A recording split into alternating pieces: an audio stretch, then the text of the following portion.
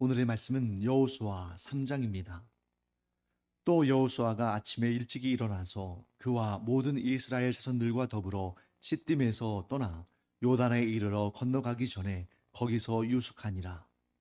사흘 후에 관리들이 진중으로 두루 다니며 백성에게 명령하여 이르되 너희는 레위 사람 제사장들이 너희 하나님 여호와의 언약궤 매는 것을 보거든 너희가 있는 곳을 떠나 그 뒤를 따르라. 그러나 너희와 그 사이 거리가 2000규빗쯤 되게 하고 그것에 가까이 하지는 말라. 그리하면 너희가 행할 길을 알리니 너희가 이전에 이 길을 지나보지 못하였음이니라 하니라. 여호수아가 또 백성에게 이르되 너희는 자신을 성결하게 하라. 여호와께서 내일 너희 가운데에 기이한 일들을 행하시리라. 여호수아가 또 제사장들에게 말하여 이르되 언약궤를 메고 백성의 앞서 건너라 하매 곧 언약궤를 메고 백성의 앞서 나아가니라. 여호와께서 여호수아에게 이르시되 내가 오늘부터 시작하여 너를 온 이스라엘의 목전에서 크게 하여 내가 모세와 함께 있었던 것 같이 너와 함께 있는 것을 그들이 알게 하리라. 너는 언약궤를 맨 제사장들에게 명령하여 이르기를 너희가 요단 물가에 이르거든 요단에 들어서라 하라. 여호수아가 이스라엘 자손에게 이르되 이리 와서 너희의 하나님 여호와의 말씀을 들으라 하고 또 말하되 살아계신 하나님이 너희 가운데에 계시사 가나안 족속과 헷 족속과 히위 족속과 브리스 족속과 기르가스 족속과 아모리 족속과 여부스 족속을 너희 앞에서 반드시 쫓아내실 줄을 이것으로써 너희가 알리라. 보라 온 땅에 주의 언약궤가 너희 앞에서 요단을 건너가나니 이제 이스라엘 지파 중에서 각 지파에 한 사람씩 12명을 택하라. 온 땅의 주 여호와의 궤를 맨 제사장들의 발바닥이 요단물을 밟고 멈추면 요단물 곧 위에서부터 흘러내리던 물이 끊어지고 한 곳에 쌓여 서리라. 백성이 요단을 건너려고 자기들의 장막을 떠날 때에 제사장들은 언약궤를 메고 백성 앞에서 나아가니라. 요단이 곡식 거두는 시기에는 항상 언덕에 넘치더라. 궤를 맨 자들이 요단에 이르며 궤를 맨 제사장들의 발이 물가에 잠기자 곧 위에서부터 흘러내리던 물이 그쳐서 사르단에 가까운 매우 멀리 있는 아담 성읍 변두리에 일어나 한 곳에 쌓이고 아라바의 바다 여매로 향하여 흘러가는 물은 온전히 끊어지매 백성이 여리고 앞으로 바로 건널세. 여호와의 언약궤를 맨 제사장들은 요단 가운데 마른 땅에 굳게 섰고 그 모든 백성이 요단을 건너기를 마칠 때까지 모든 이스라엘은 그 마른 땅으로 건너갔더라. 네, 우리가 방금 읽은 이 여호수아 3장은 굉장히 중요한 분기점을 이루는 장입니다. 자, 이 여호수아 3장 이전까지는 광야 시대에 속합니다. 그런데 이 여호수아 3장부터는 약속의 땅으로 들어가는 그 하나님이 주신 가나안 땅을 차지하는 역사에 들어가요. 그래서 여호수아 3장은 광야 시대와 가나안 시대를 구별하는 굉장히 중요한 장이다. 이런 중요한 장에는 또한 중요한 메시지를 담아 놓으시겠죠. 자, 결론적으로 여호수아 3장의 주제를 이렇게 한 문장으로 정리해 보겠습니다. 하나님의 말씀을 듣고 믿음의 발을 내딛는 순종의 자리에서 하나님의 위대한 역사가 시작된다. 자, 여기에서 딱 세 단어를 제가 키워드 세 가지를 정리해 보겠습니다. 들음, 믿음, 순종입니다. 이 세 가지가 합쳐질 때 무엇이 일어날까요? 오늘 본문의 말씀에 5절 말씀 보시면 맨 마지막에 이렇게 기록되어 있죠. 기이한 일들을 행하시리라. 자, 기이한 일들. 이것을 한자로 하면 성경에서는 기사라고 되어 있고 보통은 기적이라고 말하죠. 우리가 하나님의 말씀을 듣고 그 말씀을 믿고 그 말씀에 순종하면 하나님의 기이한 일들, 곧 기사와 표적, 하나님의 기적이 일어난다 하는 것을 우리가 이 여호수아 3장을 통해서 알 수가 있습니다. 자, 때는 이스라엘이 요단을 건너기 위해서 준비할 때는 추수의 절기였어요. 이 추수의 절기는 요단강의 수위가 가장 풍성할 때입니다. 자, 왜 그럴까요? 이 추수의 시기는 우리와는 조금 다릅니다. 우리식으로 따지면 이스라엘의 추수 시기는 대략 9월경이에요. 자, 이스라엘의 달력으로 7월. 그 7월이 가장 많은 추수를 하는 그런 시기입니다. 그래서 우리가 잘 알다시피 이스라엘의 7대 절기 가운데 이 맥추절 혹은 칠칠절이라고 하는 그러한 절기들은 보통 이제 그 절기들 지나면서 이제 장막절로 초막절로 이어지는데 이런 시기가 대략적으로 8월, 9월 이 정도 돼요. 그럼 그때가 왜 수량이 풍부하냐? 우리로 따지면 사실 여러분 9월, 10월 이 추수의 절기쯤 되면 비가 잘 안 오고 우리는 오히려 6월, 7월 이 장마 시즌에 수량이 풍부하잖아요. 근데 여기는 왜 이 추수의 절기에 수량이 많냐면 요단강을 흘러서 염해, 곧 사해로 들어가는 이 물줄기는 어디에서부터 비롯되냐면 헤르몬 산에서부터 내려오는 물이 흐르는 것입니다. 헤르몬 산은 굉장히 3,000m가 넘는 높은 산이기 때문에 거기에 막 눈이 쌓이고 거기에 비가 내리면 그 비가 눈이 녹으면 그 눈이 쭉 흘러서 이제 요단강을 거쳐서 사해로 들어가는데 여름을 지나면서 그 헤르몬 산에 있는 모든 얼음이 다 녹아요. 그리고 이 여름이 지나서 추수의 절기가 되면 그 물이 녹은 물들이 이렇게 흘러서 갈릴리를 거치고 요단을 거쳐서 사해로 들어갑니다. 그렇기 때문에 지금 이 여호수아가 이스라엘 백성들을 데리고 요단강을 건너야 되는 이때가 요단강의 수량이 가장 많을 때입니다. 그래서 우리 뒤에 보시면 이런 내용이 나오죠. 일부러 이렇게 설명을 하는 거예요. 15절 말씀 볼까요? 요단이 곡식 거두는 시기에는 항상 언덕에 넘치더라. 이 언덕 뭐겠습니까? 강 옆에 있는 뚝이겠죠. 자연적으로 발생한 그런 제방 같은 그런 뚝인데 그것을 넘칠 정도로 수량이 많아진다는 겁니다. 이때 비가 많이 와서 언덕에 넘치는 것이 아니라 이 수원지인 헤르몬 산에서부터 갈릴리 호수의 수량이 풍성해지니까 이 물이 막 계속해서 남쪽으로 내려와서 요단을 거쳐서 사해까지 이르는 것이죠. 뭘 말하는 겁니까? 이때가 요단강을 건너기에 제일 좋지 않을 때다. 요단강을 건너려면 언제 건너야 될까요? 이런 시기가 다 지나서 봄철에 건너면 늦겨울, 이른 봄에는 바짝 말라 있습니다. 그때는 강을 건너기가 쉽죠. 근데 가장 강을 건너기 어려운 그때에 일부러 하나님께서 그 강을 건너게 하시는 거예요. 왜? 하나님의 놀라운 역사를 보여주시기 위해서. 하나님께서 여호수아를 불러서 말씀하십니다. 이 강을 건너라.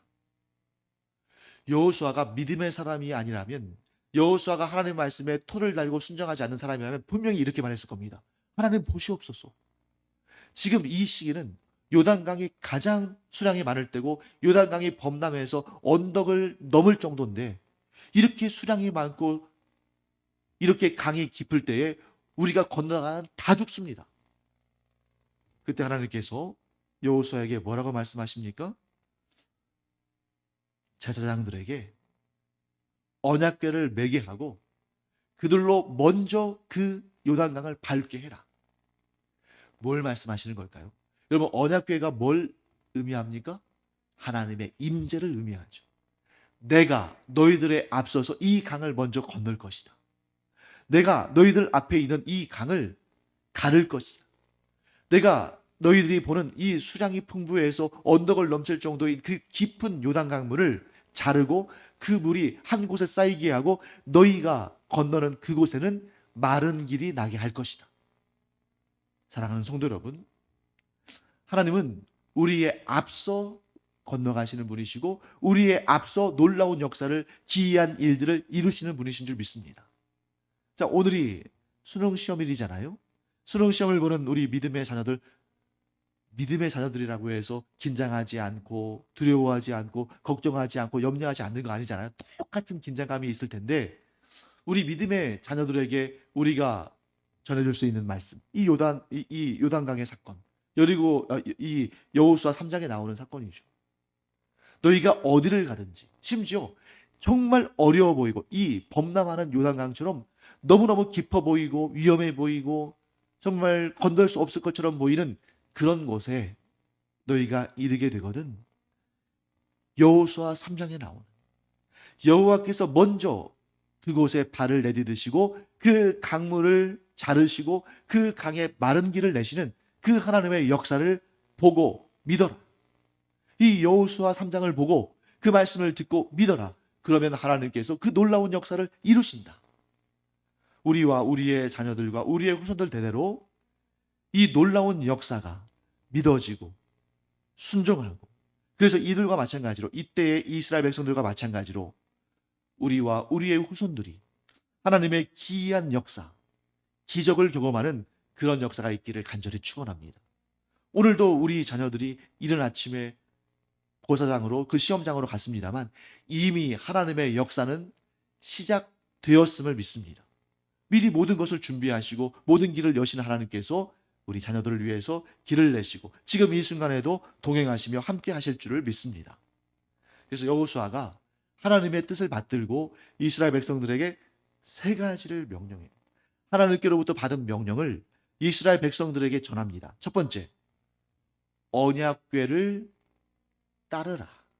이 말씀은 뭐겠어요? 먼저 나가시는 하나님의 뒤를 따라가라. 두 번째는 자신을 성결하게 하라. 여호수아가 하나님의 명령을 붙들고 이스라엘 백성들에게 너희는 이제 곧 요단강을 건널 테니 그 약속의 땅 가나안 땅에 들어가게 되니 자신을 성결하게 하라. 왜 이 명령을 내렸을까요? 하나님은 성결한 자들과 함께 하신다. 그리고 세 번째 명령은 제사장들에게 말합니다. 언약궤를 메고 백성의 앞서 건너라. 왜 그럴까요? 자, 맨 처음에 건너는 사람은 그만큼 믿음으로 무장되어 있어야 돼요. 이미 앞에서 누군가 믿음으로 길을 개척하고 그 다음에 뒤를 따라가는 것은, 물론 뒤를 따라가는 것도 상당히 믿음이 필요합니다만 맨 앞에서 그 위험한 현장에서 맨 첫걸음을 내딛는 자가 가장 믿음이 견고해야 되겠죠. 왜? 그 믿음이 충만한 자의 뒤를 사람들이 따라가니까. 제사장들에게 말하는 거예요. 너희가 여호와 하나님의 임재를 상징하는 언약궤를 메고 너희가 백성들 앞에서 먼저 건너라. 제사장들이 언약궤를 메고 그 말씀에 순종합니다. 그들이 믿음이 없었다면, 하나님께서 그들과 함께 하시며 하나님께서 그들을 도우신다는 믿음이 없었다면 감히 그 일을 하지 못했을 거예요. 이미 누군가 믿음의 발걸음을 했다면 그 뒤를 따라가기는 수월하지만 지금 눈앞에 언덕을 넘칠 정도로 그렇게 많은 수량과 깊은 물이 보이는데, 그리고 이게 호수가 아니잖아요. 강이니까 강의 수량이 많으면 얼마나 거칠게 물살이 일어나겠습니까? 우리 가끔씩 큰 수해가 있었을 때에, 큰 물이 범람할 때에 그런 강이나 이런 거 보면은 막 무서울 정도로 물이 흘러가잖아요. 제사장들이 하나님을 믿었기에 언약궤를 짊어지고 믿음의 첫걸음으로 요단강에 들어갈 수 있었던 것입니다. 하나님은 믿음 위에 역사하십니다. 하나님은 순종 위에 역사하셔요. 믿음과 순종의 발걸음을 떼지 않으면 하나님께서 아무리 놀라운 능력을 행하시려 하신다 할지라도 그 능력의 역사가 그의 삶에서는 일어나지 않습니다. 왜요? 하나님은 능력이 없으셔서, 능력이 모자르셔서 일을 못하시는 것이 아니라 항상 믿음과 순종의 발걸음 위에 하나님의 위대한 역사를 이루시기 때문인 거죠. 사랑하는 성도 여러분, 우리가 믿음과 순종의 발걸음을 땜으로 말미암아 우리의 삶의 모든 여정마다 하나님의 기이한 역사, 하나님의 기사와 표적, 하나님의 기적을 경험하는 우리가 되기를 간절히 축원합니다. 하나님은 긴장하고 지금 두려워하고 있을 여호수아에게 이제 모세는 죽었습니다. 그런데 그 수십만 수백만에 해당하는 이스라엘 백성들을 이끌고 요단을 건너서 가본 적이 없는, 경험한 적이 없는 그 가나안 땅에 들어가는데, 그 가나안 땅에 또 얼마나 많은 족속들과 얼마나 강한 사람들이 있습니까? 그때 하나님께서 여호수아에게 말씀하셔요. 7절을 보시면 이런 내용이 있죠. 내가 모세와 함께 있었던 것 같이 너와 함께 있는 것을 그들이 알게 하리라. 그래서 오늘 아침에 제가 또 이 수험생들을 위해서 미리 이 아침에 와서 기도하면서 어떤 마음을 하나님께서 갖게 하셨냐면, 어떤 감동을 주셨냐면, 하나님께서 우리의 믿음의 자녀들과 함께 계시는 것을 그들이 알 뿐만 아니라 그 주변에 있는 사람, 특별히 하나님을 섬기지 않는 자들도 그들이 인정할 수밖에 없게끔 하나님께서 우리 자녀들과 함께 하시기를 간절히 축원합니다. 다니엘에게 그런 역사가 있었잖아요. 다니엘과 그 세 친구가 바벨론 왕궁의 그 세계 각지에서 모인 그 엘리트들과 함께 훈련을 받는데, 그냥 잡다한 수많은 우상을 섬기는 사람들 아닙니까? 저마다 자기가 섬기는 우상이 가장 능력이 있고 힘이 있다고 그렇게 자랑했겠죠. 그런데 다니엘과 그 세 친구는 채식만 했음에도, 고기를 입에 대지 않았음에도 불구하고 하나님께서 그들을 높이셔서 그 바벨론의 환관장을 비롯해서 거기에서 경쟁하던 모든 사람들, 바벨론의 그 왕과 신하들이 하나님의 능력이, 하나님의 영광이, 하나님의 뜻이 그들에게 임하고 있음을, 하나님이 그들과 함께 하고 계심을 그들이 인정할 수밖에 없었죠. 오늘 이 수능 시험에도 하나님께서 모세와 함께 계셨던 것처럼, 하나님께서 여호수아와 함께 계셨던 것처럼, 그 사실이 모든 이들이 알고 고백할 수밖에 없었던 것처럼, 하나님께서 우리 믿음의 자녀들과 지금 이 시험장에서 수능 시험을 보고 있는 우리의 자녀들과 함께 하셔서 그 사실이 모두에게 알려지는 놀라운 역사가 있기를 간절히 축원합니다. 이 놀라운 역사가 어떻게 이루어지는가? 여호수아가 이렇게 말해요. 9절 말씀 보시면 이런 내용이 있죠. 너희의 하나님 여호와의 말씀을 들으라. 왜요? 곧 여호와 하나님께서 기이한 일들을 이루실 텐데, 너희는 여호와 하나님 여호와의 말씀을 들으라. 이렇게 정리하겠습니다. 오늘의 결론입니다. 하나님의 기이한 역사, 하나님의 기적의 역사, 하나님의 위대한 역사는 반드시 이 3단계를 통하여 이루어진다. 첫째, 하나님의 말씀을 듣는다. 둘째, 하나님의 말씀을 믿는다. 셋째, 하나님의 말씀에 순종한다. 듣고 믿고 순종하는 자에게 하나님은 기적을 일으키신다.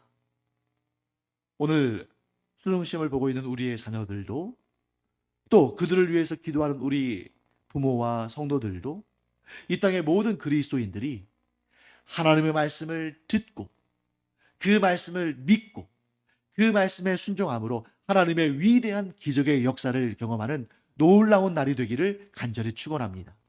오늘뿐만 아니라 우리의 인생 끝날까지, 또 우리의 인생 끝나는 날로 끝나는 것이 아니라 우리의 후손 대대로 주님 재림하시는 날까지 듣고 믿고 순종하는 믿음의 사람들로 인해서 이 땅에 하나님의 위대한 역사가 일어나는 그러한 모습을 우리가 이 땅에서도 보고 천국에서도 목격하는 그런 은혜가 있기를 간절히 축원합니다. 기도하겠습니다. 하나님 감사합니다.